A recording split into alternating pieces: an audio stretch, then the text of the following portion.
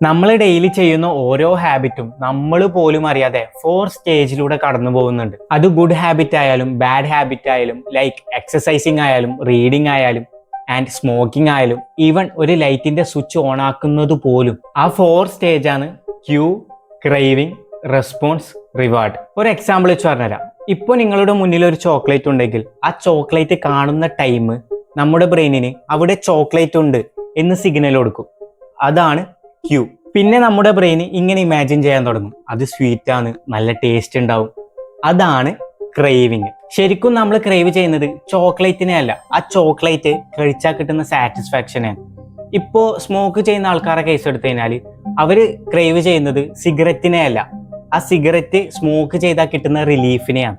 Next ആണ് response. റെസ്പോൺസിലാണ് actual behaviour take place ചെയ്യുന്നത്. അതായത് നമ്മൾ ചോക്ലേറ്റ് എടുത്ത് കഴിക്കുന്നത്. ആൻഡ് എല്ലാവർക്കും അറിയുന്നത് പോലെ ചോക്ലേറ്റ് കഴിച്ചാൽ ഡോപ്പമിൻ ഹിറ്റും ഉണ്ടാവും ആൻഡ് ഒരു സാറ്റിസ്ഫാക്ഷൻ കിട്ടും. അതാണ് റിവാർഡ്. ഈ റിവാർഡാണ് നമ്മളൊരു ഹാബിറ്റ് റിപ്പീറ്റ് ചെയ്യണോ അല്ലെങ്കിൽ റിപ്പീറ്റ് ചെയ്യണ്ട എന്ന് തീരുമാനിക്കൽ. ഈ കംപ്ലീറ്റ് സ്റ്റേജ്, അതായത് ഈ 4 സ്റ്റേജ് നമ്മുടെ ബ്രെയിനിൽ ഫ്രാക്ഷൻ ഓഫ് സെക്കൻഡിലാണ് നടക്കുന്നത്.